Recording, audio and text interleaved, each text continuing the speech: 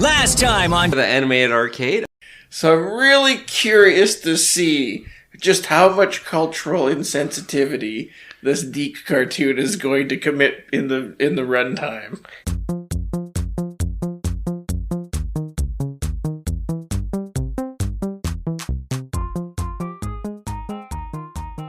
Welcome back to the Animated Arcade. I'm John.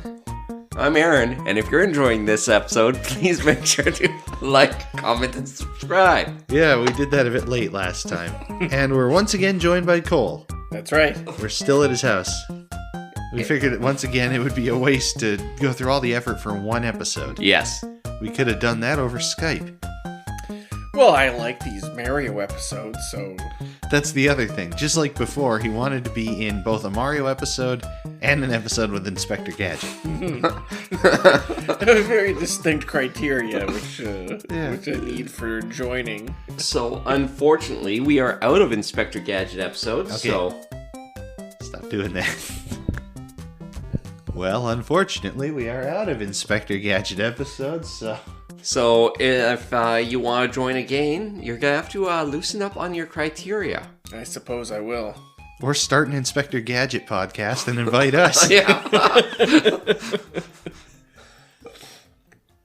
Yeah, well, I think we would probably run into a shocking degree of cultural insensitivity. Speaking of cultural Speaking of insensitivity... which, yeah, Yeah. we'll get to that. So, the episodes we're looking at today are the live-action segment Adee Don't. And we'll just say that right now. Aaron was right. Nailed it. Oh, man. And the cartoon Karate Koopa. We were somewhat right. Yeah. One of our main two guesses was right. Yeah. It originally aired November 13th, 1989. We're on the Monday of the next week after the Zelda episode. I think we forgot something. We're the Animated Arcade, a video game cartoon podcast. That's right, because you threw off the beginning and I forgot. Thank you. You're welcome. And what do you guys do on this podcast? We just kind of talk about video game cartoons. It's a very shallow dive. We don't go into too much detail on the history or anything like that. We just have fun, relax, make it chill, make it a welcome environment for all who enjoy these cartoons and who hate these cartoons. Preferably both. Preferably both.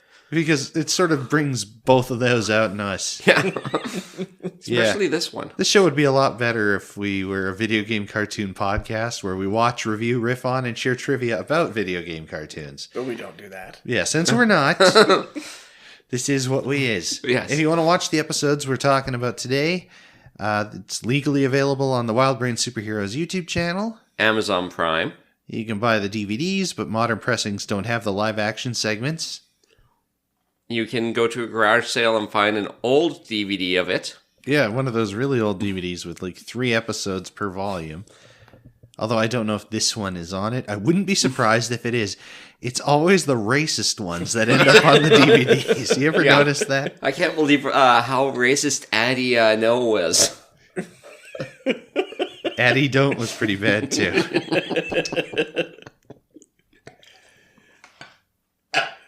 And Aaron's choking on a lemon slice.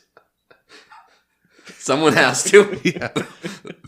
It's the only thing to get this racist taste out of my mouth. Well, if you want to, you can choke that out while you get hooked on the brothers.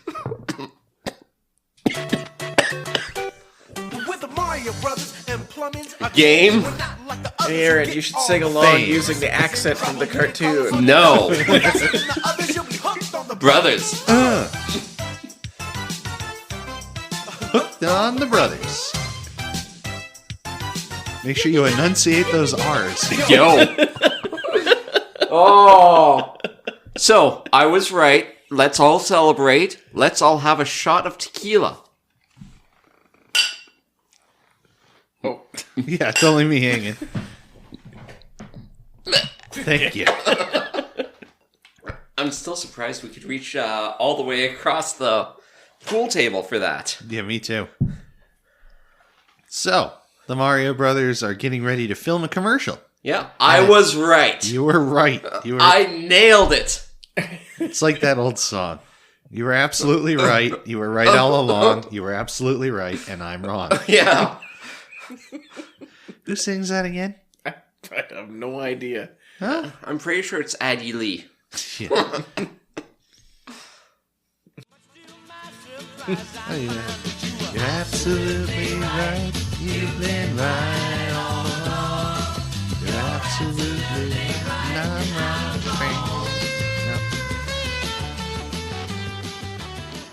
No. Ringo Starr. Yeah, no. I would know it if it was. Anyway, commercial. It's not going to be as good a commercial as the one from the Mario movie. No. But it is in the same vein. And it doesn't have a racist accent in it like that one does. I did like that bit with the voice cameo from Martinet. You think that accent was too much? I think it's a perfect. Of course, he also played their dad, so. Yeah. But they have they're practicing a jingle that they're going to have, and they were able to recruit Tawney Tyler. Everyone knows Tawney Tyler. Oh, absolutely. She was a mainstay of the late 80s. Yeah. Who was she? We'll get to that at the end. Yeah. Oh, okay. Well, Let's just say you've heard her voice. And also, she's playing a character instead of a celebrity walk-on. Yes. This isn't like Magic Johnson in the medicine cabinet. It's better.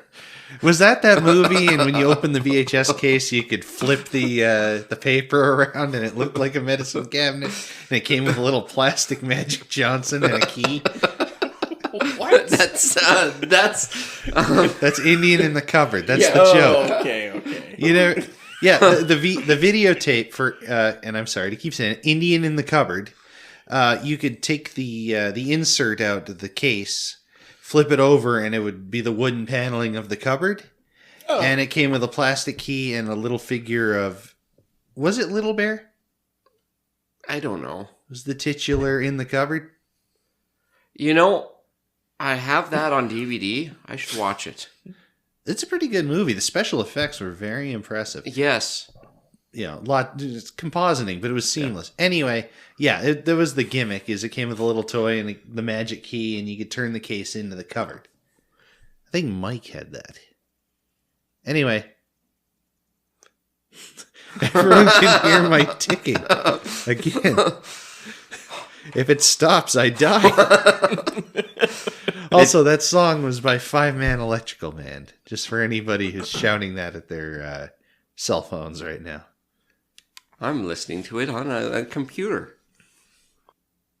So, Tawney tick, tick, tick, tick, tick, tick, tick, tick, tick. Tawney Tyler comes in. Very much game show assistant in likeness of Vanna White. I think... Yeah, or the ladies from Price is Right. Yeah, more like that. I think her shtick was a little bit more like Home Shopping Network. Or that. Yeah. You know, like a Home Shopping Network presenter where they're gesticulating at the toaster that's rotating on a pedestal. But with Luigi doing that announcing, which we're not at yet. Yeah. And at first, we, they're going off about how big this is going to be and how they're going to be famous from it and how nervous Mario is. Yeah, although they try to dispel his nervousness by telling him it's only going to be shown in Brooklyn. Yeah. Have you heard how loud the people in Brooklyn laugh? Just like Foreman Spike. Yeah. Mario, you almost hit my car. Oh. But Mario announces to Luigi, it's like, yeah, I got Tawney Tyler to come in. How do you do that? Oh, Mario, I am so nervous about doing our first live TV commercial. But relax, it's only going to be seen in Brooklyn. Only going to be seen in Brooklyn, huh? Come on. You ever hear Brooklynites laugh? They're big laughers. This could be very, very embarrassing, Mario. Yeah, but relax, because I got TV's Tawney Tyler coming over here to help us out. Are you kidding me? And we get to the point where it explains. Oh, so she comes in. she announces it's like, okay, so just so we get this straight, I do this commercial for you, and you remove the in-house sprinklers from my my 3-story house That you guys put in last month. Yeah, yeah. Like, yeah. My three floor apartment is now a 3-floor pool. Must make this the cleaning easy. And they do the jingle where, Which is terrible. yeah, What was it? I'm not going to expect to remember it perfectly, but it was basically for drips and clogs, don't call your Dog or mother. or ma. It was mother because it rhymes with brother. Mother. yeah. Instead, call, we're cheap and quick because we're the Mario Brothers. Yes, something like that. Something like that. If we feel like it, we'll insert it here. Might as well. Yeah. For super clogs and toilet blocks, call your dog or mother. We're very fast and very cheap, 'cause we're the Mario Brothers. It's terrible. It's rightfully terrible, but great. Like, okay, you know what? It's good for what it was. If it was released today, it probably would have been remixed into something equivalent to Skibidi Toilet. That's a dated reference at this point. Yeah. If you can buy it at Walmart, it's not cool anymore. You know what? Just like toothpaste. And toilet paper. That was cool for like 30 days in 2020. Oh, yeah. So, she doesn't like the jingle, but she also just wants to do the job and get out. Yeah. Yeah. She's tired of having to swim to her bed each night. So they get set up. They're about to do the jingle. The camera starts rolling. Mario freezes. Yep. We cut to the cartoon. Yeah. We come back offended. We do.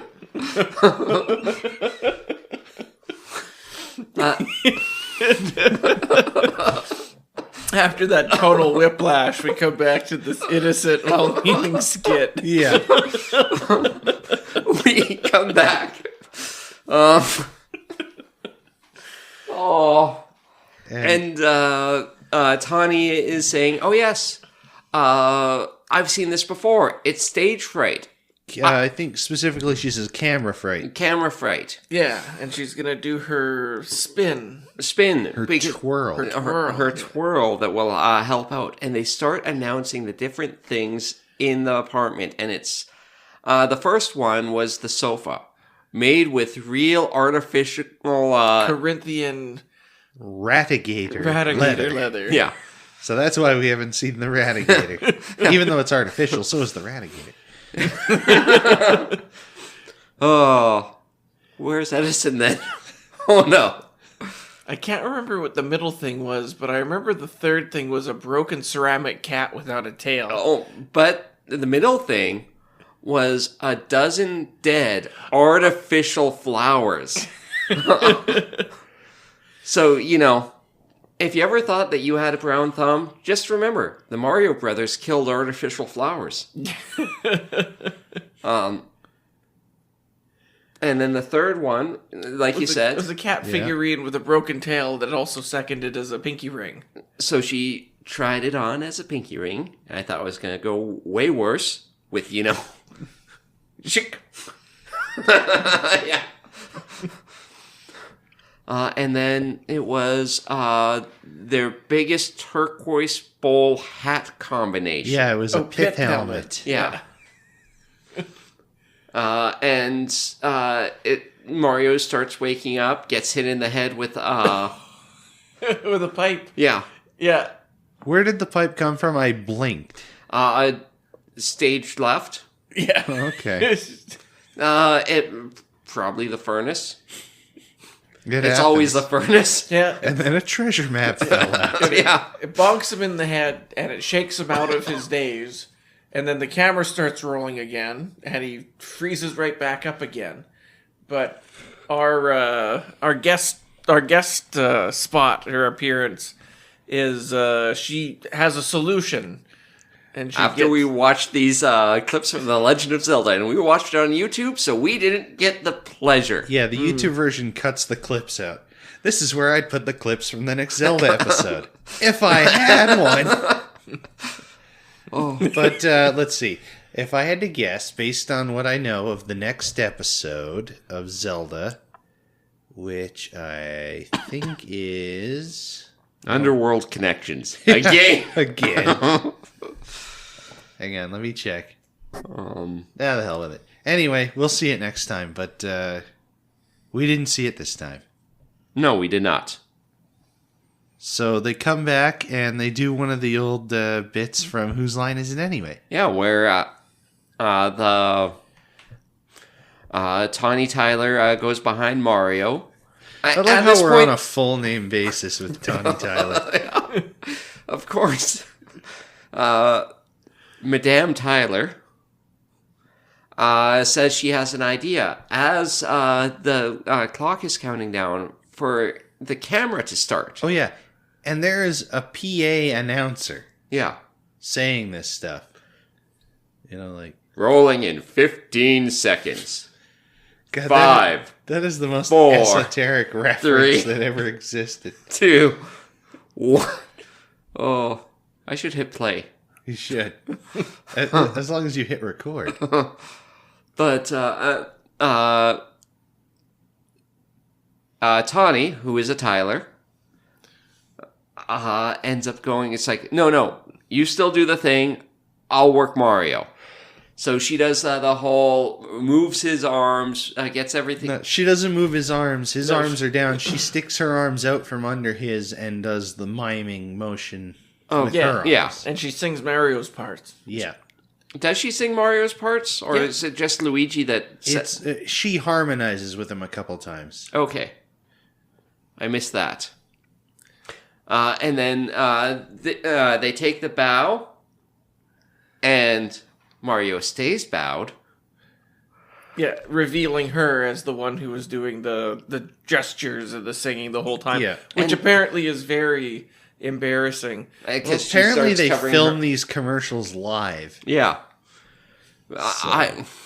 Man, how many times have I seen that Heineken commercial? At one point, we have to dig out that VHS, and because I cannot find it on YouTube. Because I had a feeling you couldn't, because I was like, okay, Aaron's going to put a clip of that in here.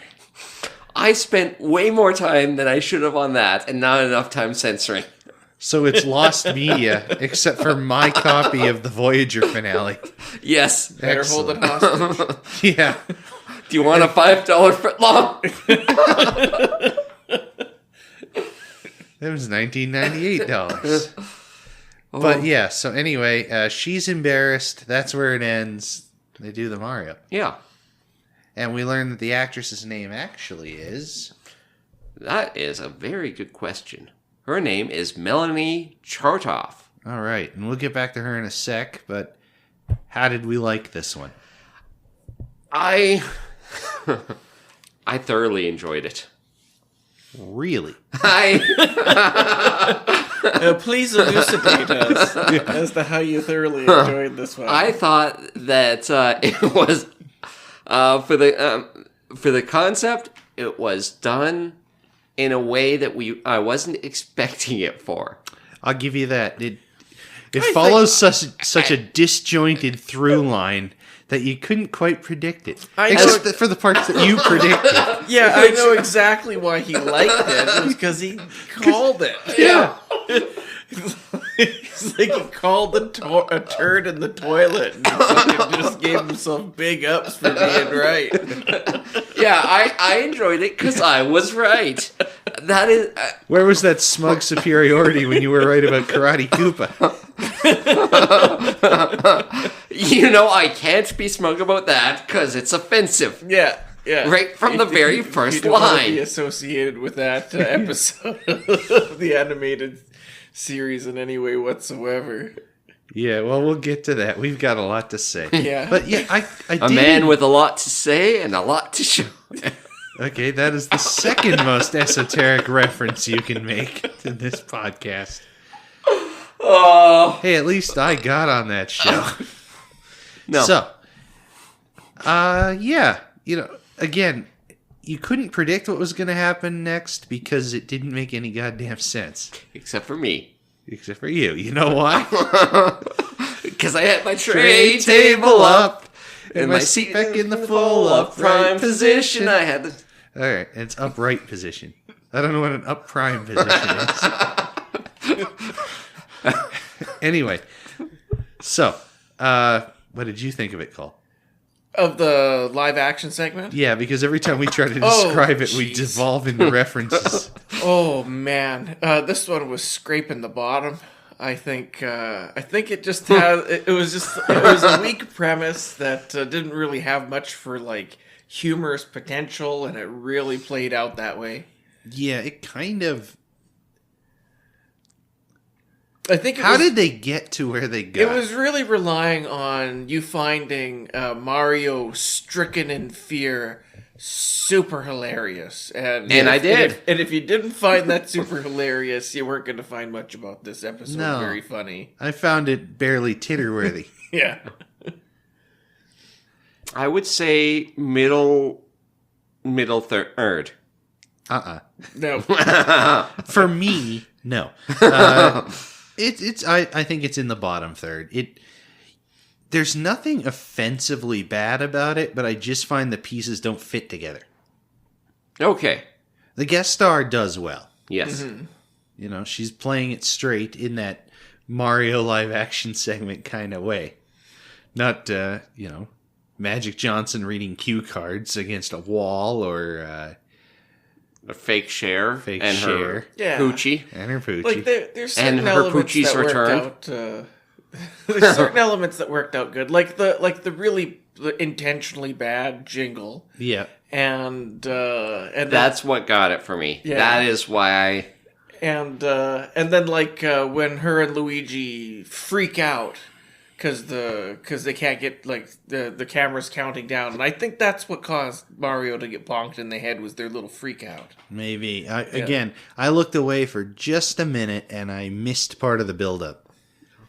But this is one where the story could have been the same with any guest star. Yeah. Which makes sense because this is not a as themselves type. This is a them playing a character. But I mean, this could have been done with Fake Cher. Fake Cher. It could have been done with Mad Donna. Mad Or the Donna. orphan. It could have been done with the orphan, yeah. And then she had to call in her dad, Commissioner Gordon. This one could have been done with it's another not as themselves Elvira. Although the Elvira one was really good and well, Good. okay, no, it wasn't that good actually when she started doing the rap, but I mean it had Mummy Luigi. Not to be confused with the Mama Luigi. For all you YouTube poopers out there. Where there's smoke, they pinch back. Okay, do we want to get into the guest star before I go completely down the toilet on this? Of course. So the guest truck... yeah. Guest truck? The guest truck, vroom vroom. The guest star, Melanie Chartoff. Where do we want to start? Do we want to start with her acting? What you would know her from for her voice? That's sort of, yeah, go with the highlights. Okay. Live action, voice work, whichever one you want to do first, and then the other. She was one of the pickles. Oh, From- like Rugrats? She was Dee Dee. She was the mom. Was she? Yeah. Okay. Okay, well that is refreshingly surprising. Yeah. She was also the grandmother. Makes sense. And that was all the way through from episode 1 to Grown-Ups. Or all The Grown-Ups. Adam Sandler movie Grown Ups. And Grown-Ups too. Grown Ups too. Yeah, Dee Dee Pickles was my favorite. Yeah. Okay, I can now that I think about it, I was like, oh yeah, I can kind of hear that. Well, that's cool. She was in... Stu, it's 4:00 in the morning. Why are you making chocolate pudding? Because I've lost control of my life. So a lot of the things that she did, other than Rugrats, there's another really notable thing. But I'll go through some of the acting credits. Cool. Wonder Woman, 1978. 1 episode. There is also The Love Boat, 1986. 1 episode. Weird Science, 5 episodes. Oh, she was like probably one of their teachers or something. Marcia Donnelly. Oh. The Jumanji TV series. Oh, the cartoon? Yeah. Who was she in that? Was she the ant? Yes, she was the ant. 1 episode of Ally McBeal. Was she the ant? No, she was Joanne Poole. Okay. It all comes back to the pool. Yeah. Those Deadpool spin-offs just keep getting worse. 1 episode of Jag. I couldn't hear you because you didn't speak into the microphone. Her 3-story pool. Yeah, no, okay. I was being corrected. And the big thing that I would like to actually throw some light on is her life as an inventor. In 1991, so only 2 years after this came out, her and fellow voice actor Michael Bell. Oh yeah, okay, I know Michael Bell. He's a famous voice actor. He's like Bumblebee and Transformers and lots of stuff. I think he's Duke in G.I. Joe. I don't know. He's one of the main G.I. Joes. Anyway, go on, sorry. Yeah, what'd she invent? The Grayway rotating drain. It uses the water from your shower to flush your toilet. Ew. It would be much worse if it was the other way around. Yes. Yes, it would.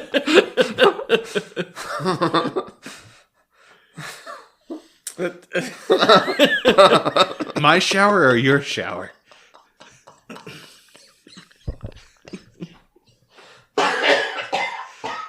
Oh, did I do it? Did I kill him? Not yet. 50 episodes. I've only got 15 left. Oh, that's okay. You can kill me in Street Fighter. Or Mortal Kombat. Uh-huh. So was that like a successful invention? Well, we have one in every home. Didn't you realize that you have to shower before you use the washroom now? Or is it like how, is it big in the States and like garbage disposals and we don't have them up here? Oh, maybe. It's that universal health care.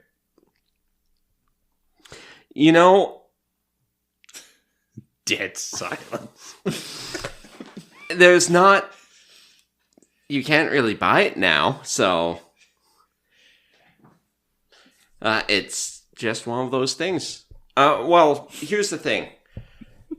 Things like that are still used for, like, tiny home builds. Yeah, if you're some kind of survivalist or Yeah. a doomsday prepper or some kind of whack job that...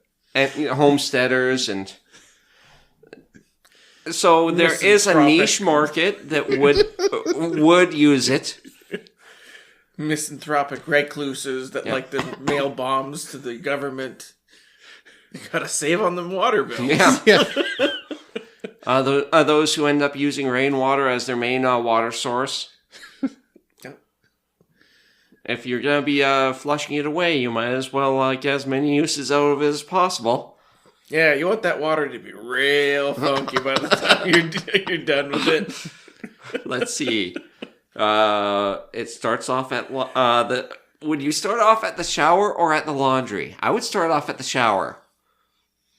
Well, only you need the laundry if you don't have clean clothes to get into after your shower. Okay, but... Look, this is going to unravel before you get to a punchline. I'm just trying to figure out how, okay. So I definitely want to shower before it got to the dishes. The answer you're looking for. I think typically the shower comes first, and then it's kind of like a list of priorities after. The answer you're looking for is 2,000 flushes. A Space Odyssey? Yes. The Grayway rotating drain replaces the standard shower drain in a shower floor. Fully patented and ready for manufacture, the drain has 5 simple parts. When installed, it gives homeowners the choice of either reusing their shower water or sending it to the sewer or septic tank as usual. When the drain is turned so that the directional hole is positioned to the left, the shower wastewater flows to the sewer or septic tank. When recycling is desired, the drain is easily rotated to the right, and the shower wastewater flows out to a holding tank to be filtered and reused. Is that it, or did she invent anything else? No, that was her one and only invention. Well, when you hit the top right off the bat. Yeah. She did well in this, though. Yeah. Better than her illustrious inventing career, as illustrious as it was. It's like something the Mario Brothers would have invented. And then, tested it on the guest star. Yeah. Not in so many words, but It would have been the reverse order. It would have been how, what's her name, got dirty. Oh. Nicole Eggert. You see, we take all the water and we run it through. And after it's all done, we use it for our showers. Geez, this voice acting gig ain't doing it anymore. We gotta come up with something. We gotta get rich quick. You know what? I was on a show a little while ago. It gave me a brilliant idea. And that show was MacGyver. No, she was not on MacGyver. I would have mentioned it. I know you would have. Or Quantum Leap. Yes. She was also not on Quantum Leap. Or the Quantum Leap reboot. No. All right, she was Unless unless she played the grandmother. She was Dee Dee in I think Rugrats. we're... Do you want me to cut out the part where you said Deedle? I think we're... she was Deedle. I think we're avoiding moving on. Yeah. Because the next part is unsavory, to say the least. Yes, and racist to say the most. Now, evil Koopa and his troopers are up to misbehaving. Oh, yes, they are. They can't help but cancel those plumbers. Okay.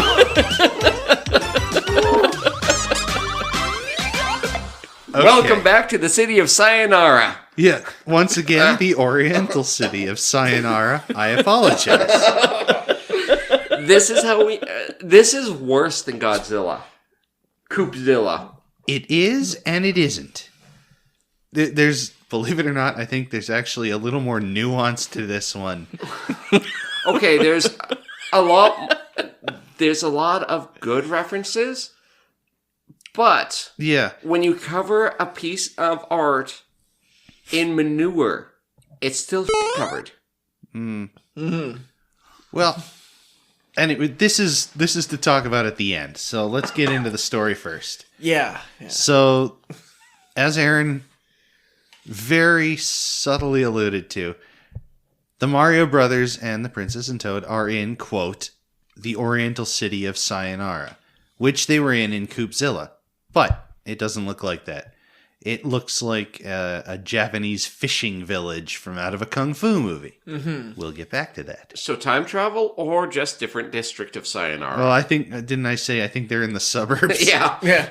I mean, this is straight up, Kung Fu movie fish market. And anyway, but it's another one of those, we came to a place to find a guy who's going to help us fight King Koopa. In this case, they wanted to train with the martial arts master Misaki. And he's voiced by a white guy. Yeah. I mean, everyone else is. Except for when Greg Morton's in town. Yeah. Yeah, that's the one. He would have had the Samurai Jack exemption. Yeah. Anyway, but they get ambushed in the streets by ninjas. which are a real Mario enemy. They're little hopping ninja guys from Mario 2. Mm-hmm. And you can hop on top of them and hop up and, if you've seen them, you know. And you can pick them up and throw them at other guys. Oh, yeah. But they always put them in a place where you can use them as a stepping stone, too.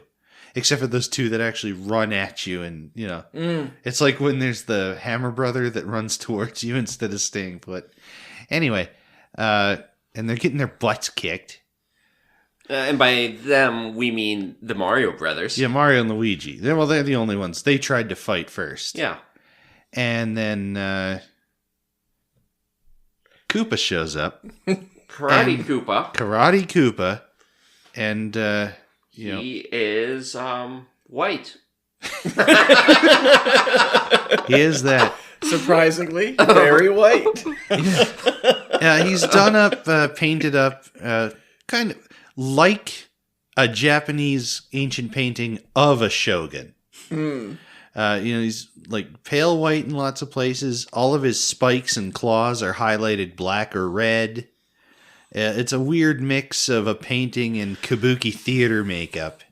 Yeah. And it's cultural appropriation, but he's not wearing like a conical hat and buck teeth. But he does have the hair shoot. Knot. Yeah, he's got that hair. Yeah, But I mean, again, it's cultural appropriation, but it's not a fro wig, which would be out of place here. But you know what I mean? Yeah, it's bad. Most of those could be worse. Weren't most of those actually just hair pieces anyway? I don't know. Or maybe that's just a movie thing. Anyhow, so he kidnaps the princess and Toad and wants to sell them into slavery. Only the second time he's gone in for white slavery. So, he's falling back on bad habits that he learned in Mario's Magic Carpet. Ugh. But even that, he gave up on that and was just going to throw her in quicksand. Yeah. I did like the way they tied them up, where he grabs the princess and spins her, and then one of the ninjas throws a rope and it just wraps around her. And does the same thing to Toad, but because he's small, it wraps up most of his face, too. Yes. So you can't hear him. But this martial artist named Misaki comes out. And while he is depicted as an Asian man, it really is in a 60s, 70s anime kind of way. Yeah. And that's where some of the nuance comes in. Just like how the Koopzilla episode, intentionally or not, ended up being a weird throwback to, that style of anime. So is this one. Yeah. Whether or not they meant to, and just got lucky. Did I make the joke last time? The luck of the draw, or was that for this one? No, that was the last one. Yeah, and again, it wasn't a joke, but it was so good. Yeah, and maybe it's the same thing with this, where the background paintings are all done in a style that kind of emulates that the old Japanese watercolor, reliefs and scrolls and stuff. No fishermen's wives and octopuses, though. But anyway, this martial artist guy comes out and he fights off the ninjas pretty well. And he offers to teach Mario and Luigi how to fight. They ask him to teach him how to fight like him. He says, nobody fights like me, but any enemy of Koopa's is a friend of mine. I am saying his lines with as much diction and clarity as I can, because he does not. He does not. He makes deliberate choices on how to deliver these lines. Particularly words with L's and R's in them. It is awful. It is. It could have been worse. Not by much. No. It's not World War II cartoon bad. No. But it is, white guy doing Japanese martial arts voice. No one fights her like I do. But enemy of Koopa's is friend of mine.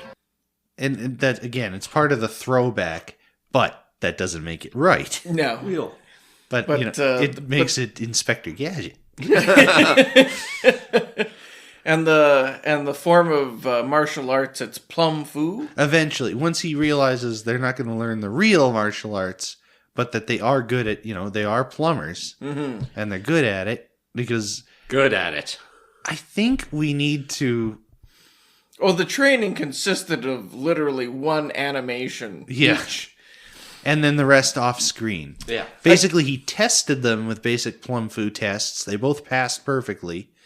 So Mario couldn't hit him with a stick, but you put a plunger on each end, and suddenly he's Jackie Chan. Yeah. And then he made Luigi snatch a washer out of his hand. Yeah, unfortunately with the animation, it kept his hand over Luigi's hand.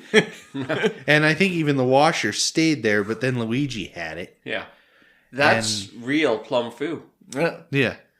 A real plumber can just swipe a washer from a table 5 floors away. No. I heard Salvador Drenono could break 5 lead pipes with 1 karate chop.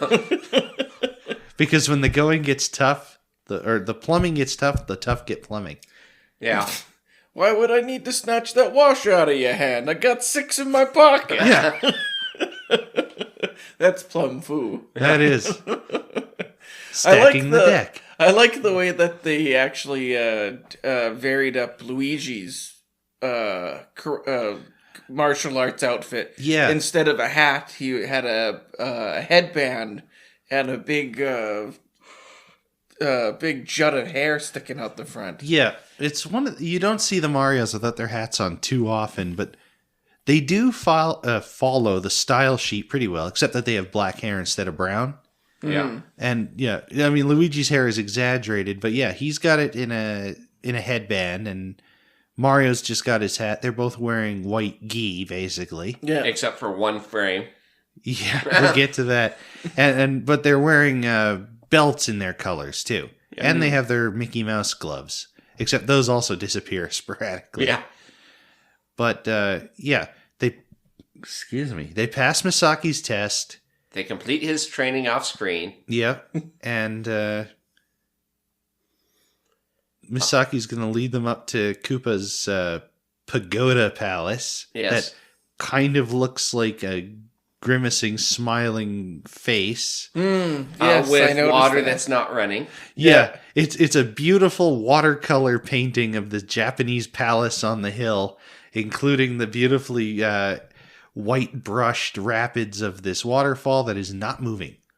Which is intentional, I think. I think so too. Except that you can hear it. Yeah. They put the sound of the waterfall. Sometimes I think these animators were taking the piss. It's not always an intentional mistake. Yeah. Now, it's very few and far between. Because they are not choosing to have the wrong voices come out of characters' mouths. That's just the foreign animators thinking, oh, there's a voice, and this is the only character on screen. They must be the ones talking. Wait, isn't that a girl's voice? Whatever, man. It's an American cartoon. They don't know what the hell they're doing. But how did they get captured? Oh, Koopa just shows up and throws a net on them. Yeah. They're walking right openly. Off the bat, yeah. Right off the bat. And then he ties them to chains a boulder. them to a boulder. Yeah. Yeah. And chucks them in the water. And, of course, we predicted they'd be fine. We know they can breathe and talk underwater. Which they did.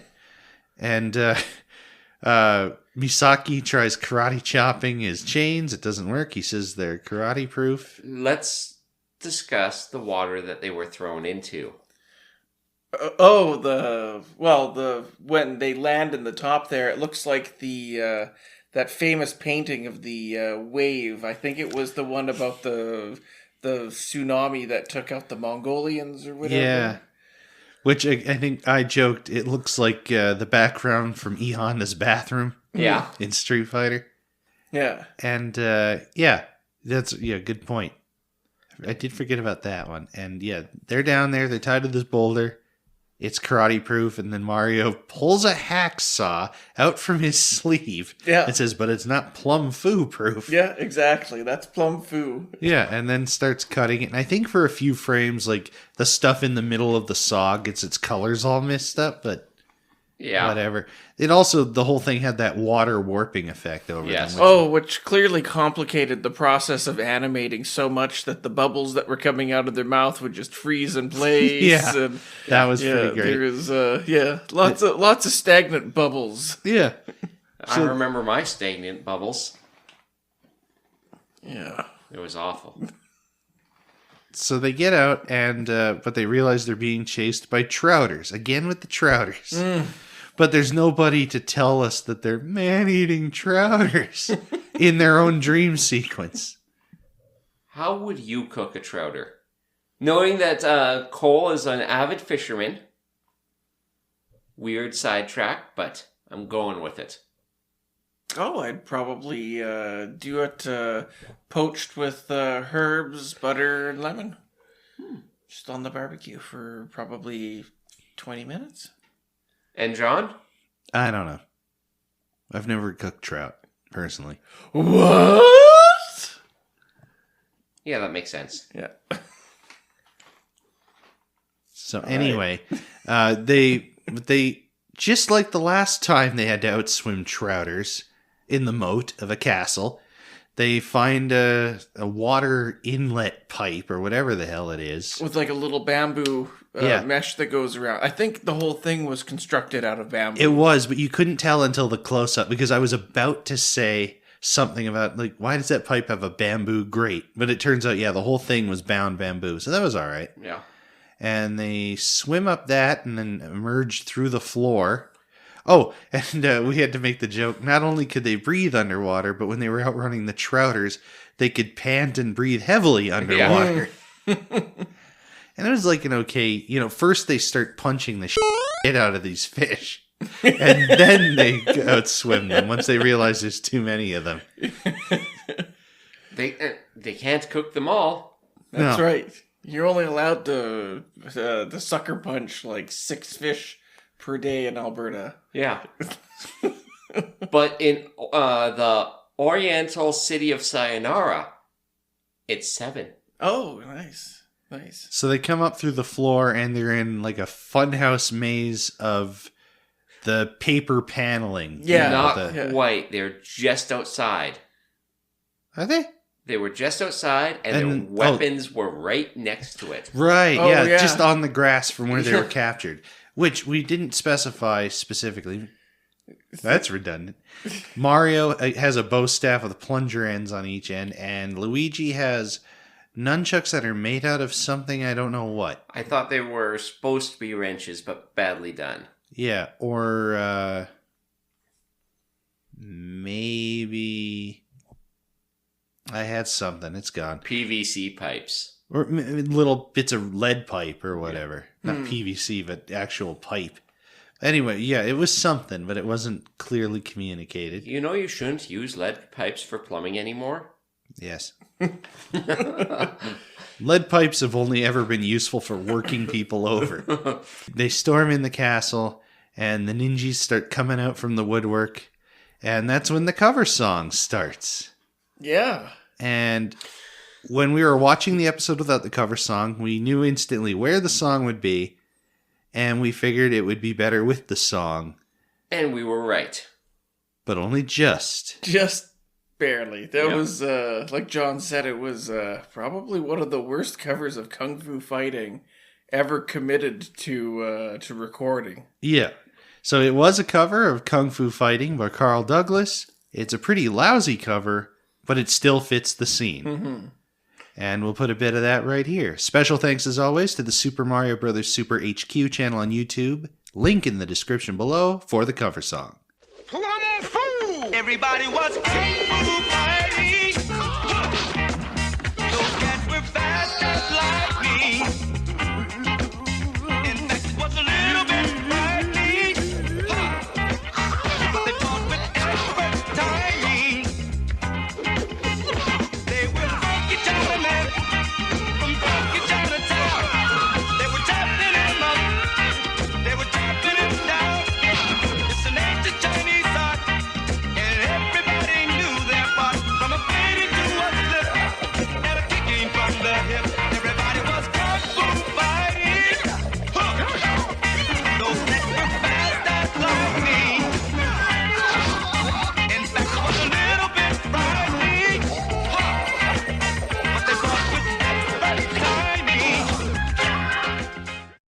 and we're sorry for putting a song with that word in it.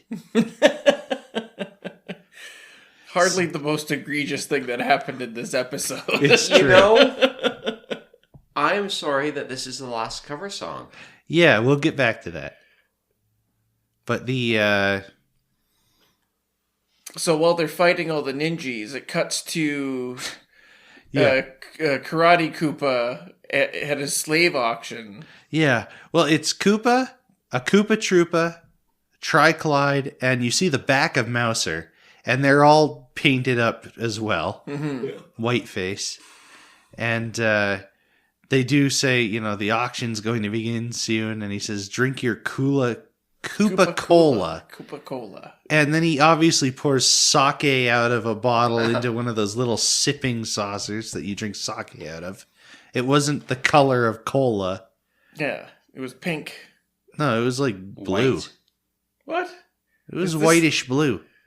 Is this like the gold dress, blue dress? Yes. Everybody sees this cartoon. One of 3 different No, I possible think you're colors? thinking of his warp zone potion at the end. That was pink. No, I was pretty sure that the fizzy stuff that was in his cup was pink. I saw it as I As made that Yanni? joke that it's the color of either. It was an unsavory joke about what color it was. Yeah. and it wasn't that it was yellow. Anyway, it wasn't cola color. That I can say with confidence. Yeah. Well, do you have like a monitor that looks a little funny from the side? I don't think so. That's one of those 3D TVs that they sold like back in 2010. Yeah, but we weren't wearing glasses. I just tried to search so I could quickly check. Uh-huh. I searched karaoke Koopa. Good job, Aaron. Wow. Thanks, John. So anyway, the point is, none of those guys are there in the next scene. No. And the princess manages to untie herself, and her and Toad bolt. And then they get a considerable head start on Koopa. And then he chases after them, takes 3 steps, and he's right behind them and grabs them. We were yeah. We were all wrong. It was purple. Okay. And I'm just going to pause right. He's about to start pouring. Right about now. Yeah, light purple. I can't see it from there. Fine. Careful, you're still wired in. Okay, yeah. We were all wrong. It was purple. Anyway, the fact of the matter is Bowser just appears behind them and grabs them again. And the princess starts screaming, and that interrupts the stock footage fight that's going on out in the courtyard or in the lobby or whatever you want to call it. Because as we noted, this episode's the fight scene has a lot of recycled animation. Yeah. The Misaki kicks one of the ninjas and then turns around and kicks the other one. Mario spins his plumber's helper staff and Bonks then one over and yeah, Luigi cowers but swings his nunchuck around and then whacks one. And you see each of those a few times.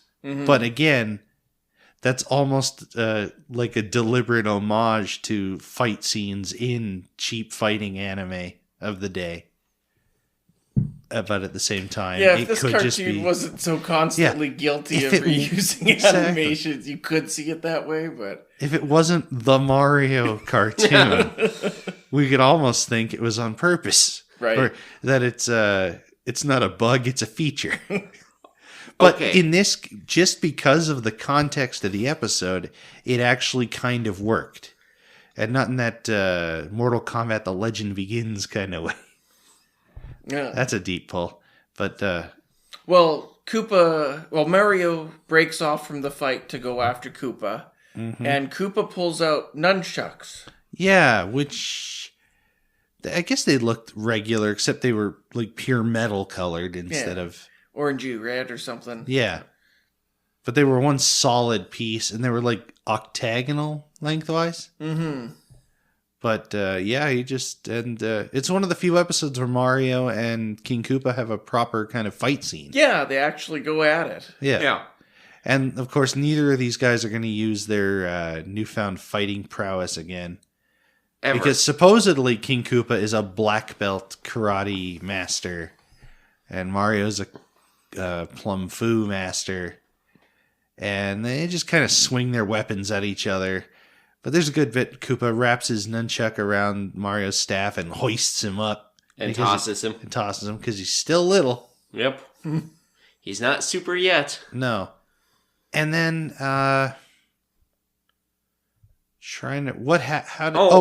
he lunges at Mario, and Mario raises his staff and hits him in the gut and sends him flying. And is that he gets hung up on that statue? Yes, he gets hung up on that demon face statue. Yeah, there was a big like Oni statue that was behind his throne, or was his throne. I think it was behind. Yeah. And he gets hung on that. And then he decides it's time to coop and run away. And he chucks a warp zone potion. Now, And the potion was like a glowing pink lemonade Pink vortex, color. yeah. Well, I'm talking about the potion itself. But yeah. Oh. And then, instead of a magic door, like in the opening, or a cheese tunnel. A puckering cheese tunnel. Puckering cheese tunnel. Every time we say that, it sounds worse. This one is just a purple ethereal portal. And then suddenly... But it also makes the Oni statue flash. Yeah, it just lights up from there for some reason. Glows like... And then all of a sudden, Koopa's no longer hung up by his robe. He's standing in the portal. Waving goodbye. Waving goodbye. And shrinking. And just kind of... I had a fun day today. I hope I can come over soon and spend the night, friends. Yeah, he just sort of... And then Princess Toadstool was like, Koopa disappeared into a warp zone. It's like, is that what happened?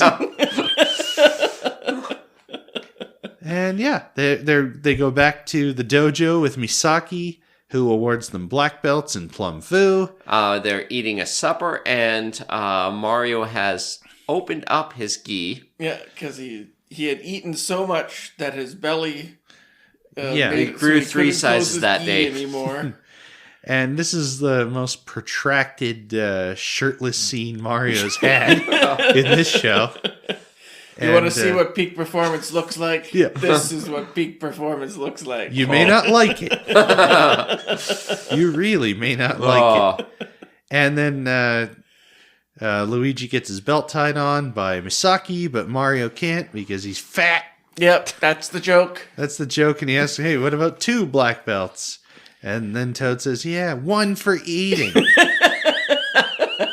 Which for some reason is funnier now Yeah. than it was in the cartoon. And Mario laughs because he's always in on the joke whenever they make fun of the fact that he's a fat guy who eats too much pasta. But he can also jump, 2.5 stories at a time, so I'm not going to argue. Peak performance. Yeah, may not like it. It is. Peak. I'm trying to think of a performance, but also plumbing pun. And Deke performance. It is Deke performance. Peak performance from Deke. Yeah. Anyway, that was the episode. It was racist. Not excusing it. No. We were offended. Yeah. As 3 white guys, we personally were offended by this. Very wounded by this episode. Okay, now we can put it in its context. In terms of late 80s cartoons going to Japan. It was bad. Yeah. But, like Koopzilla, which was riffing off the actual Godzilla stuff, this one is riffing on video game cartoons. It's riffing on kung fu movies and, whether directly or not, classic fighting anime. Yeah. And that's one thing we should talk about. The art was really good. The art direction in this episode was really good. It's a strong one. with the Japanese style background paintings. Yes. And even the action, as limited and repeated as it was smooth. Yeah, it was solidly done. Yeah. That said, we had that scene where when you saw Mario from the back, he was back in his overalls. Yes. And I'm pretty sure there were a few others. Mind if I glance at the list? Of I did course. have it pulled up. Just give me 1 second. I gotta move these tabs of the Mario Wiki back down to the bottom. Okie dokie. I'll just note some of the ones. When Masaki says fear never enters the vocabulary of someone training to be a martial arts expert, Mario and Luigi's gloves are missing. Blah, blah, blah. When Masaki says he cannot break the chains, his air bubbles occasionally freeze. We notice that. As Mario and his friends walk over to Karate Koopa's castle, their weapons can be seen on the ground even though they've already picked them up. Mario has his normal outfit. Luigi's sideburns go missing. When Karate Koopa is about to sell Princess Toadstool and Toad, his minions can be seen drinking their Koopa Cola. When it stops Princess Toadstool and Toad from escape, but when he stops Princess Toadstool and Toad from escaping, they disappear. And that's the main of it. When Mario and his friends laugh at the end of the episode, Mario appears to be standing in midair. I did notice that, but I wasn't paying that close attention. But yeah, so that's Karate Koopa. Any closing thoughts before we get into the voice actors? Again, it may sound like I'm defending it. I'm not trying to defend it. I feel like I should make that clear. My closing thoughts on Karate Koopa are as follows. You can skip this one. Yes. Yeah. I think this is one of those ones where they took the old Warner Brothers cartoons and the old Disney cartoons and they put that little warning before. It's like, the contents of this cartoon were not appropriate. And They were not appropriate at the time and still are not appropriate. But we're going to show it to you anyways. But to pretend they didn't happen would be just as bad. Or Yeah, whatever it is exactly. they had Whoopi Goldberg say. Or whoever was at the beginning of some of those. I feel like Whoopi Goldberg was at the beginning of a couple of those. Maybe. Anyway, so we got Theodore Rex. Yeah, That one needs to be apologized that for. was problematic. And nothing culturally problematic. Just Bad. We got Lou Albano as Mario, Danny Wells as Luigi, Jeannie Elias as Princess Toadstool, John Stalker as Toad, Misaki, and the Ninjas, and Harvey Atkin as Karate Koopa. So, lore or filler? Filler. Yeah. The trash. I don't think it was the trash. I think it was too enjoyable of an actual episode to be the trash, but it is definitely literally every episode that is the we go to a place to find a guy. They're all the filler. Yeah. Unless it has mushroom people getting stoned. Yeah. And that one guy is particularly upset. Yeah. If Mayor Fettuccine is not on screen, It's everyone filler. should be asking, where's Mayor Fettuccine? Oh. Okay, how do you rate it? How do you rate it? Well, you pick a funny background event or object and give it use that in place of its out of 10 rating.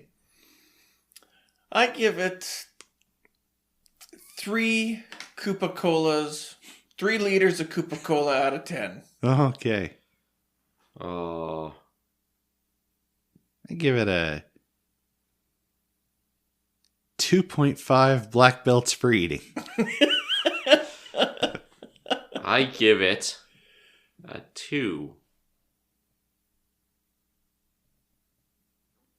Repeated animation. There you go. I give it I a give- 2. Repeating animations. Nicely done. I give it 2 L's and R's swapped not tastefully.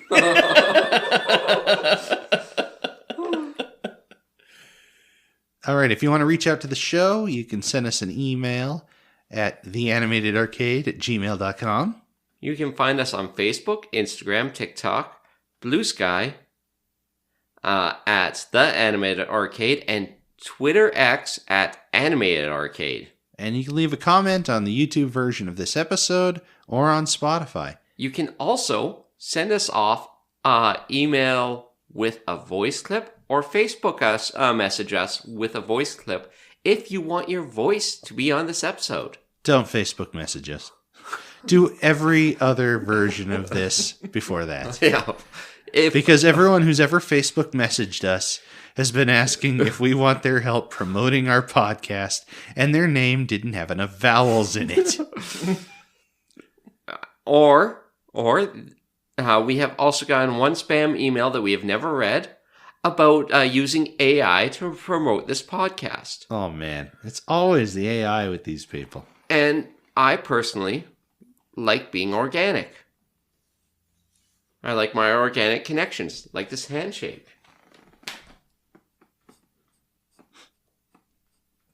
We're shaking hands. I know. It's letter time. It's letter time. Hey, we're back again with another mailbag. We'll be up to date again after this. I hope everybody enjoyed our mailbag separate episode. The numbers say that some people did. Yes. It's actually one of our stronger performers recently. Something about our guest star being like internet famous. He isn't, but we're No. going to pretend he is. That is like in the stepping stones of the internet. You and I have an audience and Cole doesn't, except for maybe the audience of this show, and that seems a little criminal. But it's only because Cole didn't put himself there. Yeah. He's only there to humor us. Yes, and he is a genuine fog of the show. I love my the show fogs. I You're do all too. my show fog. Smorg. It's sporgs. I don't know what you're talking about. I was gonna say smog, but then I went s'more. And then it's like, well, if I've already gotten s'more, might as well add the Iggisberg. Iggisburg? Yes. It's just a little placement to Luthor. Iggisburg? But we already spent one mailbag talking about Superman, so once Aaron's ready, let's get into some comments and Spotify comments. After you're done drinking your orange juice. And I open mine. It's actually beer. It is Sea Change Man Crush, a local brew. Don't give me that corporate bullshit. I'm only putting that in there because I'm going to put that clip in here later. This game sucks my spider balls! It's horrible! Don't worry, Spider-Man. It's only a game. Here, have a beer. I don't want this corporate bullshit. It's Rolling Rock. It's shit rock. Stick to the local brew. That's local brew. Oh. We have a couple of comments. We have a couple of emails. And we have a couple of shenanigans. I call shenanigans. And one Shanahan. Also that. So, let's start. With the mailbag comments. Oh, the comments on the mailbag episode, yeah. Yeah. Is that Speed Racer? That was from 85 Disco Coles. And if you saw the thumbnail, which thanks again to my lovely wife, Shell. Whom you can follow on Instagram at Your Midnight Crafter. We now have a new thumbnail. Yeah. And I think it's better. It is a lot better. It's what it should have been from the start, but they humored me and followed my shitty design from before. Yeah. His napkin drawing is like, which I want to give credit where credit is due. That carpet is from the arcade. Yeah. That credit also goes to your wife. Yes. She designed the previous version according to what I wanted. Yes. Unfortunately, what I wanted turned out to be bad for me. Yes. But I'm an enabler. You are. So, in strict reference, the photo of Cole, that's him dressed as DC Comics character Adam Strange. And during the Comic Expo that we went to with him, people kept on asking him, "Oh, are you Speed Racer?" With guns? Yeah. Look how Speed big Ra- his eyelashes are. Speed Racer is very well known for his gun violence. It's true. I'm pretty sure Speed Racer just had regular guns when there were guns in that show. Oh. But anyway, yeah, that's Cole dressed as Adam Strange. That's the same year where... What were we dressed as that year? That wasn't the year that we were doing Aquaman and Shazam. No, because Cole was Green Arrow for that. Yeah. I think that year we were the Doctors. Oh, yeah, one of our Doctor Who years. I think, yeah. We got to do that again sometime. And Team Rocket. Yes. We've got a good stable of costumes we used to rotate through, but I think we've only gone to one convention post-COVID. Yeah. And it was Calgary Expo, and it was crap. Yeah, well... It was overly crowded. They didn't seem to care about fire code again. Again. They did this before. Yeah. 10 years ago. Or 10 years before. Almost. Or whatever it was. 8? Exactly 10 years. No, 11 years before. Yeah. That one year they had the entire cast of Star Trek The Next Generation. And they were letting people in and letting people out and not letting them back in because they were letting other people in and the place was way too full. Aaron didn't mute his phone. Anyway, so and the place was absolutely nuts, and some friends of ours who smoke, filthy habit, went out for a smoke and couldn't come back in for like 2 hours. Yeah. Which was hilarious to us non-smokers, but not so good for people who paid for tickets. Plus, you had the people who thought they could just pay for photo ops with the Star Trek people and not actual passes into the convention. Oh, yeah. That was... that's something you hear if you hang around the the volunteer help booth enough. Every year you'll hear that. Yeah. But anyway, we should share some of our convention photos on the feeds sometime. Yeah, or on our Instagram at one point. Yeah, once Aaron ever gets our Instagram on. There was another comment on that episode, I think. The one time it's good to get coal. I'll say this. I wouldn't want that coal in stockings. Someone might, though. And who said that comment? That was Lanola Cola. Thank you. Let's move on to the next one, which is another Lanola Cola. Yeah, and this is a comment on the episode announcement post for, what was the name of the Plumbers Academy episode? Give pizza a chance. Yes. Mr. Do you want me to, Yes. Mr. Gorbachev, a chow down on this pizza. Mario or Luigi, probably. It's not good. It's great! It's great. Aye. Oh. And then we have Spotify comments. Mm-hmm. 2 of them. Another reference to Comic Expo. Cole didn't break the nub pew pew. Now this we actually have a story behind. Yeah, it's a long story. We'll condense it down where we can. So I want to say 2012, but it doesn't matter. Mm-hmm. Actually, it just came up as a Facebook memory, the recording of us in our Star Trek suits. Oh, and here comes Poppins the cat. Hello, Poppins the cat. We went to the Edmonton Expo as Star Trek The Next Generation. No, we were original series. Oh, correction. Original series with phasers, tricorder. What else did we have? Just the outfits in general. Yeah, the outfits. I sewed all of them. I made John slightly too tight. Yeah, which I think he did on purpose. It was fun, though. I played a red shirt. We did a little stage thing. But anyway. We dropped him from way too high. We lost the contest because they thought that it was like we put you in harm's way. Yeah, the guy who played Harry Kim on Voyager thought they roughed me up on by accident instead of on purpose. Yeah. Which is something of a compliment. Yeah. We outacted the actor. I think he might have been jealous because my Comic-Con character outranked him. I was a lieutenant. Lieutenant junior grade. Yeah. Because I made Aaron sew a whole bunch of little dash marks around my sleeves. But anyway, so halfway near the end, we were staying around for what? We had something that was near the end of the show. That was It wasn't the contest itself. It was something else. No, there was Hobbit's Night. Yeah, but I wasn't there for that. Weren't you? Your No. mom. What were we there and your mom was there for? Was that the costume contest? Was it just the end of the show? I think it was just the end of the show, the costume contest. But my brother went to the car beforehand, and instead of turning on the car and using that to charge his phone, he plugged in his phone into the car, let it charge that way, and drained the battery. Yeah. So we get back to a completely dead battery. To be fair, it was so dead that the battery was probably on its way out anyways. But still. But But anyway, so it's the end of the convention. Everyone else is leaving.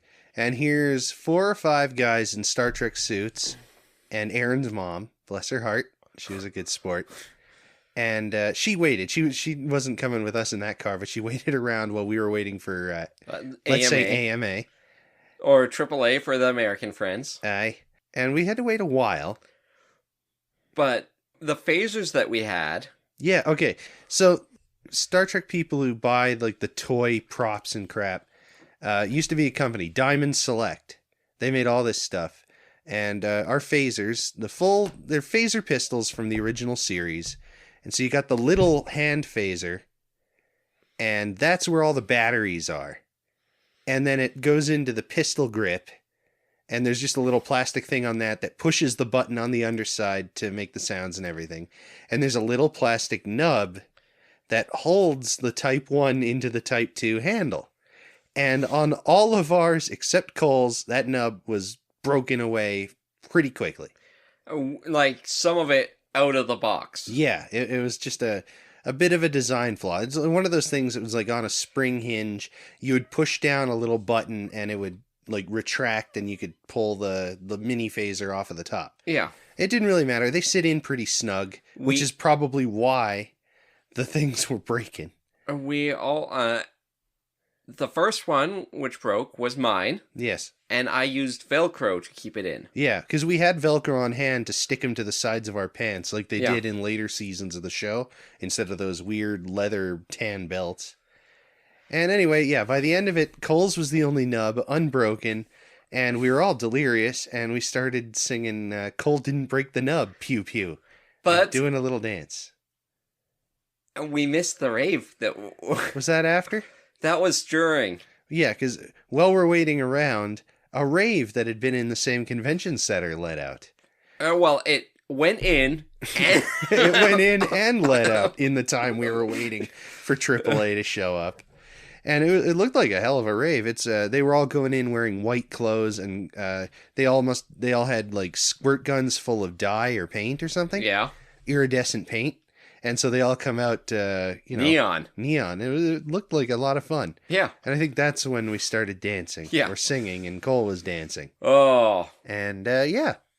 It was, and then eventually we finally got a battery boost, and we were on our way. No, we got the car towed to a shop. Was that it? And my mom dropped us off. Oh, okay, that's right, too. Because I sent the keys with my car, including my house key. And... on the way, I ordered, when we were finally on the way, I ordered Pizza Hut with stuffed crust, and we got there before the pizza. But we didn't get there before the spare keys. Man, it was a good time. Yeah. You know, it was frustrating. Well, it wasn't frustrating for me. I was just along for the ride. Like when you locked your keys in the car at the Weird Al concert. And yeah, we were at we were down in Regina, which for rhymes, Buffalo Days. Yeah, their city fair, summer fair, the equivalent of Edmonton's Klondike Days or whatever. It's K-Days now. Get it right. Screw you. Anyway, and Aaron, you went to your car to get something. Yeah, I went to my car to grab. I don't know. That was like 15 years ago. Yeah, this is going back a ways. No, you're gonna hate this. 18 years ago. My bones. All of my bones.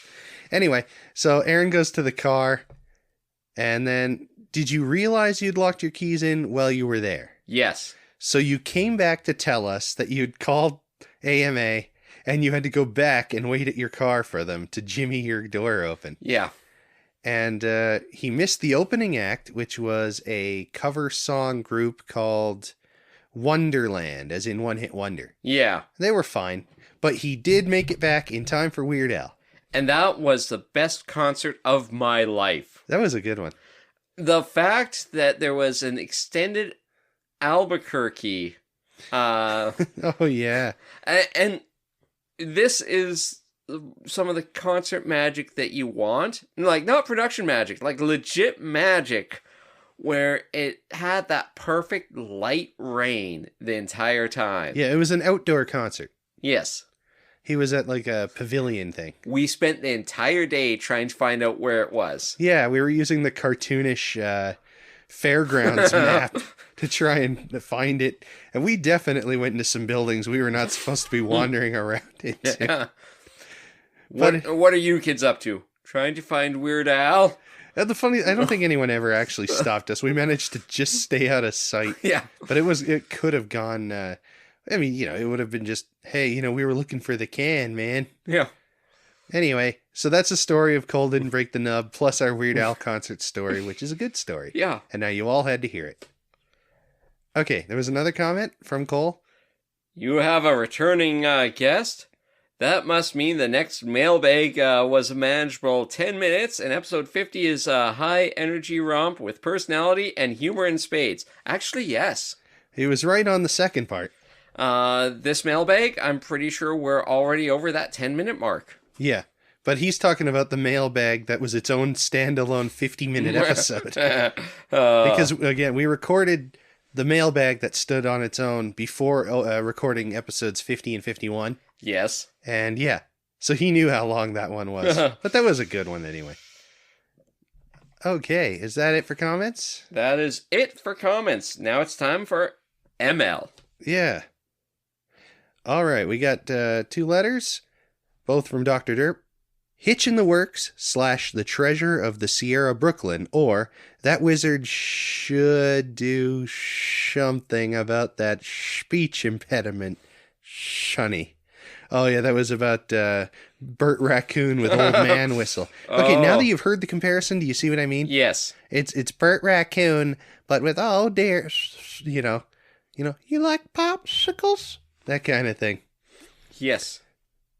Pleasant morrow, John and Aaron. What treasures await us now that we've returned to Hyrule? Let's find out. Thoughts on Treasure of the Sierra Brooklyn.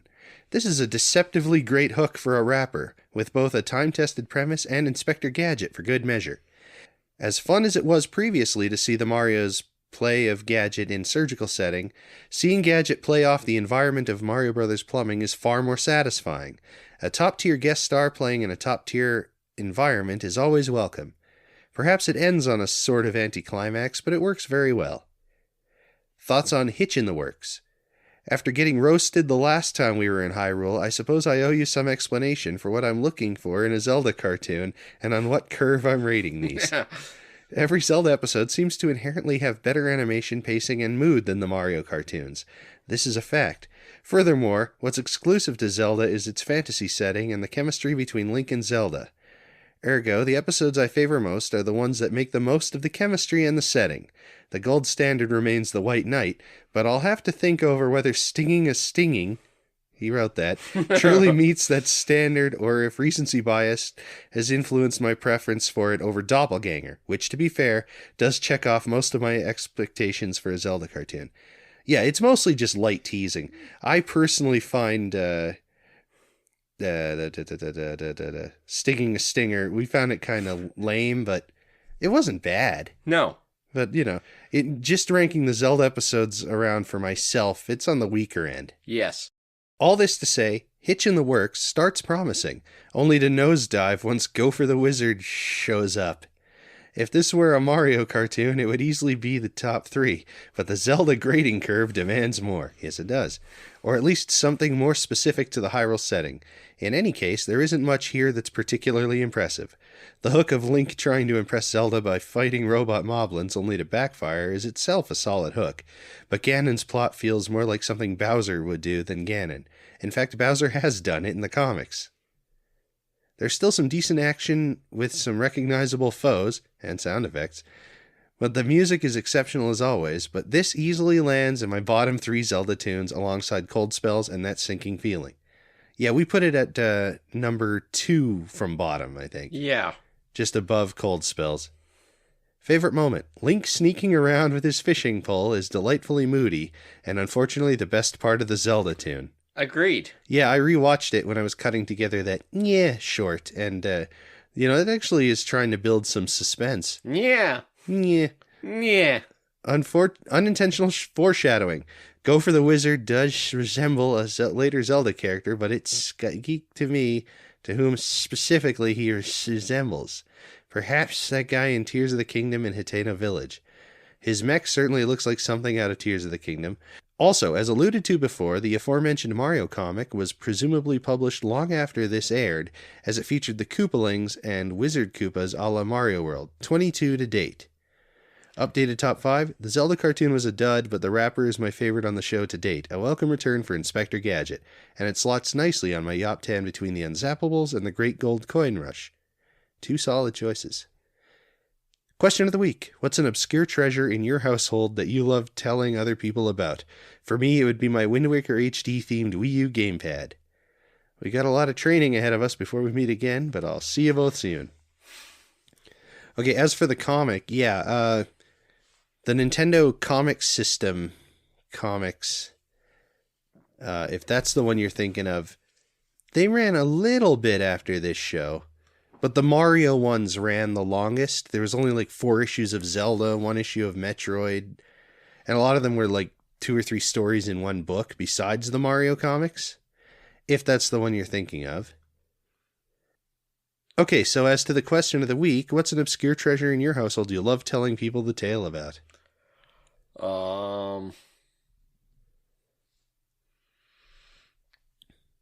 Batman Returns. Oh, yeah. Aaron has got a theatrical hanging... Sorry, I did that thing where I turned away from the mic, but it's behind me, so I'm not going to see it. Yeah, I have one of the marquee hanging signs for Batman Returns. Yeah, like a banner ad. Yeah. A literal banner, like a grommeted, nylon printed poster thing. I get it. You know what grommets are now. I do. It took me a while, but I finally learned. But can anything kill the grimace? Nothing can kill the grimace. Okay, as for me, in a similar vein, I've got the back of what was a display stand for DVDs of The Avengers when it came out. My sister worked at Best Buy at the time, and when they were disassembling that, she brought me the backing board, which is like 2 meters by a meter. It's like this big ass, or maybe it's 3 meters. No. 2 meters by a meter and change. Big, giant cardboard Avengers poster. That's a good one. That's also how I got my volume 1 of the elusive and expensive Dragon Box Dragon Ball Z DVDs. And you never got another one. No, because volume 2, the one with a bunch of the Frieza stuff, is like $800 on its own. Yeah. And despite our appearance on the podcast, we are not rich. No. I heard that. That was my foot. That's worse. I'm trying to think, is there any other treasure I got? Like, that's a good one. That's a talking point. A lot of my other stuff is just, I bought this. It doesn't have like a really cool story behind it. No. What is the actual... You didn't get to the story part of your Batman Returns Okay. banner. Is there a story? So, this goes back to our Comic Con days again. So, 2011, I went to our first comic expo. 2012, I commissioned 60s Batman costume. Oh, yes. I got it in time for Halloween. And I ended up going to work in that. So I was working at an oil field shop at that time. Steel-toed boots required, hard hat required, safety glasses required. So I show up as Batman with a dozen donuts. I found out later that's gross. A dozen is classified as gross for the number. I got you. For anyone at home who doesn't know, because John knows. John knows now. Yeah. I end up, ordering a dozen donuts in Tim Hortons was way more difficult than it should be. I would like 12 dozen donuts. You would like 12 donuts? No, I would like 12 dozen donuts. Yeah, this is before they had the kiosks. Yeah. You don't have to deal with people. So I bring that in, and I go through. I boot up, put my boot covers over top of my steel toes. Still counts. I put my hard hat over top of my cowl. Still counts. I'm pretty sure Batman did that in at least one episode. They loved it, like when he wore the swimming trunks over his costume for that surfing episode. Yeah. I took a vacation day for that to deliver donuts because I'm like, I wanted to do something like that, which was cool and fun. And I gave out the donuts, dropped it off in each department. I was just a regular worker, but made everyone stay, blah, blah, blah, good morale, blah, blah, blah. Corporations suck because they laid me off 3 years later.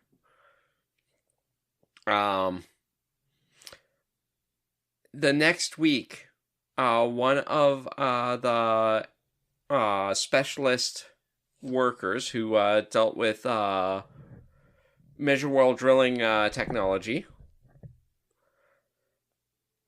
ended up coming. It's like, hey, I have something for you in my car. And here I'm going. It's like, I think I'm going to get murdered. Finally. Well, let's see.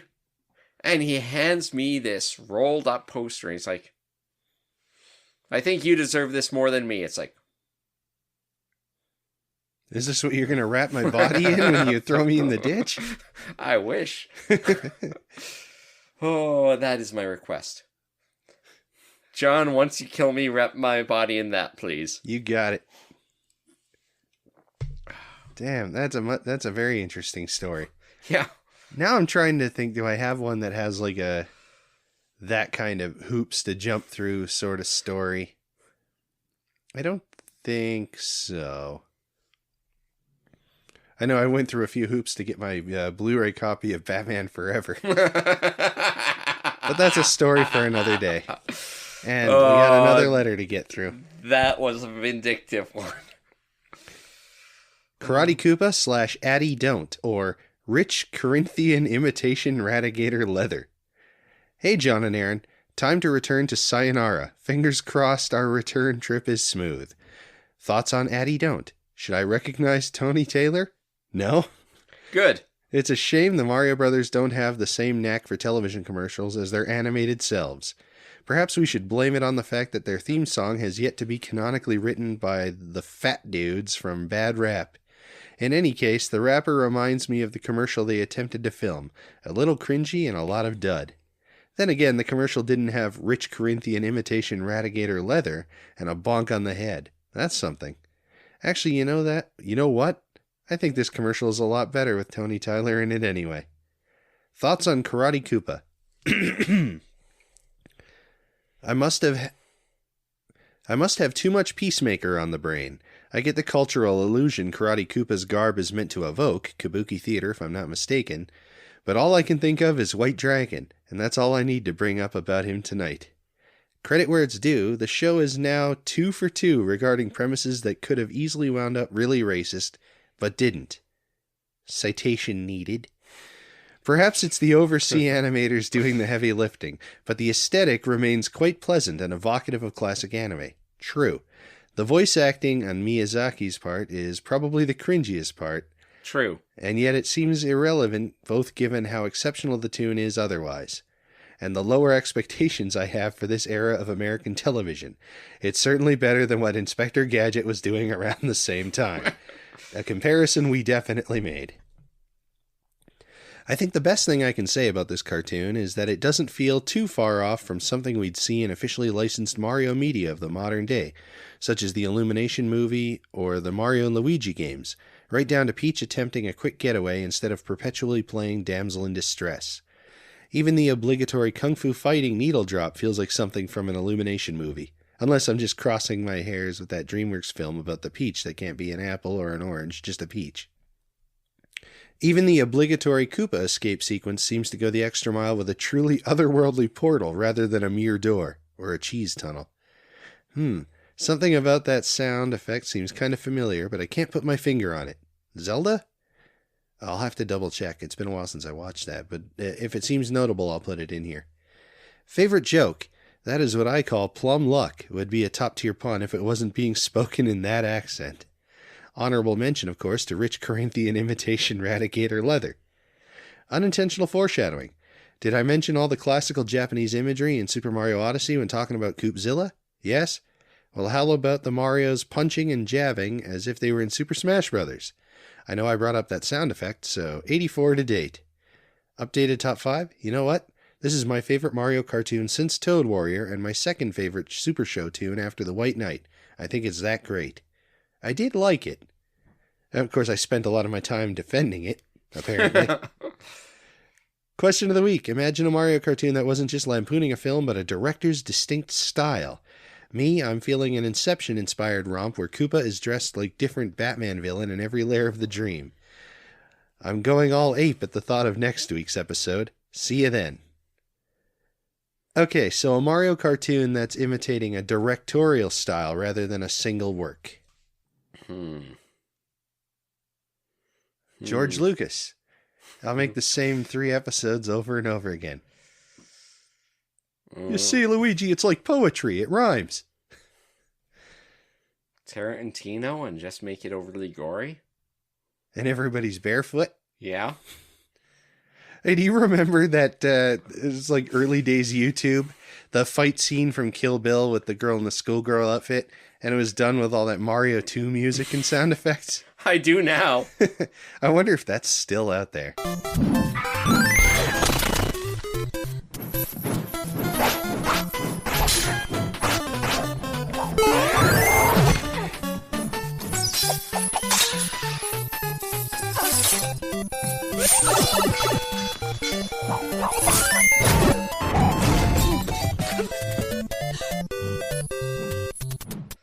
I know it's not, I sometimes I turn my YouTube favorites to oldest first, and I see how many grayed out old videos are gone. Like some of those early days YouTube poops. God, I wish I had that Street Fighter one. You like some cornflakes? No! Really? Why not? Anyway, let's see. Director. Nicholas Meyer. Then we really can do Wrath of Khan. No, let's see. For real, though. James Gunn. Yeah. Actually, you know what? I've been enjoying all of his superhero stuff. Yeah, he's got a pretty strong record. Yeah. So the Mario cartoon would actually have some heart. Let's see. J.J. Abrams. Ah, my eyes. But actually, yeah, it could work. A modernization of a classic franchise that starts pretty good and then fumbles the ball. And then, did he do Beyond? No. Yeah, and then someone else fixes it. Yeah. Well, Better. In the case of Star Trek, yes. In the case of Star Wars, he came back and fumbled the ball. Someone, he did pretty good. Someone else fumbled the ball. He fumbled it further. We fumbled it way worse. Say what you will about Last Jedi, but it's a competently made film. Just slow. Yeah, a little long. Anyway, We could turn that. I'd rather have Cole here for that one Yeah. instead of you. But, Okay, fine. You know what? Next letter time, go to Cole's place and record it. Yeah, all right, I will. Only we're not going to sit right against the wall. So, yeah, okay. So, And do it on your phones. yeah. So there you go. Yeah, J.J. Abrams.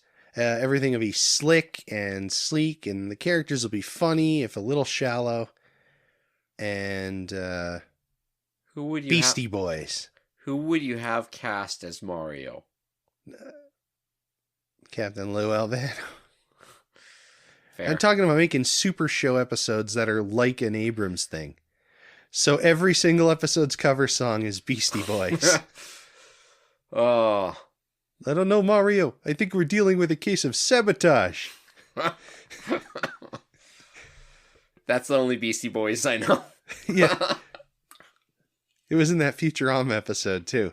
Oh my, it's a mirage, telling you all it's a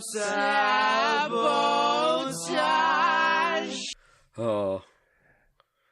Okay, I think that's going to wrap up this mailbag. Back to the episode that you were listening to. Okay. All that's left is Download predictions. complete. We are merely sharing protein strands. Okay, so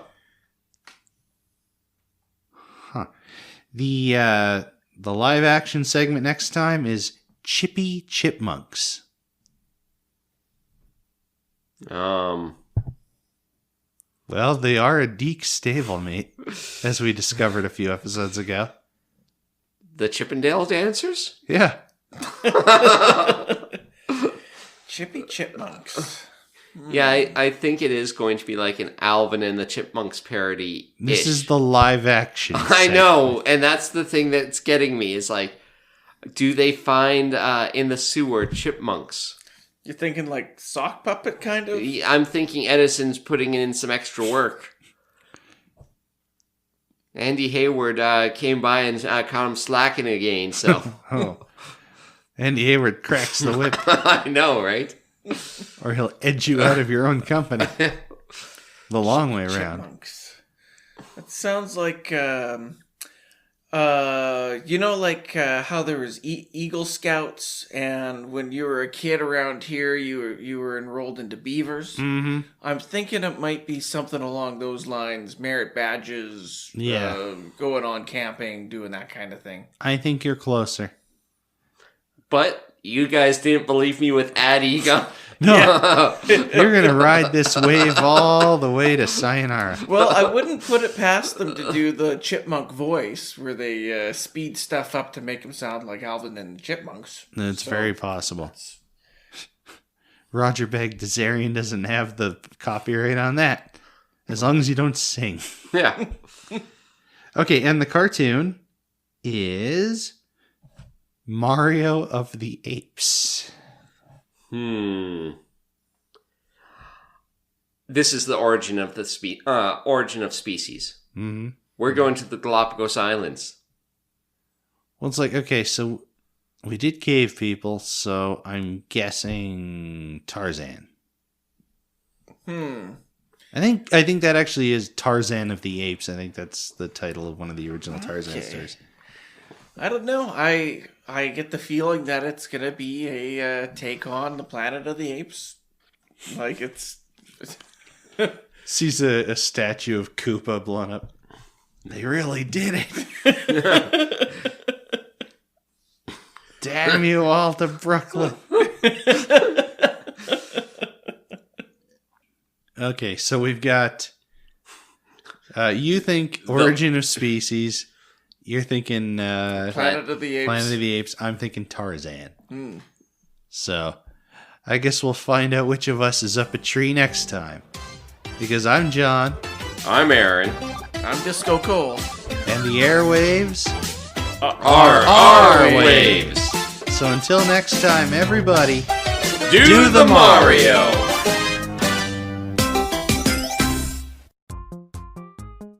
Thanks for listening to The Animated Arcade. Our theme song is After School Keyboard Club by Xennial. sourced from freemusicarchive.org. Our logo and thumbnail art is done by Shell, who you can follow on Instagram at YourMidnightCrafter.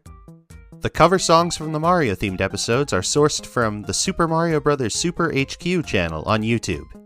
These links, as well as the music used in our Zelda-themed episodes and all of our social media accounts, are found in the description.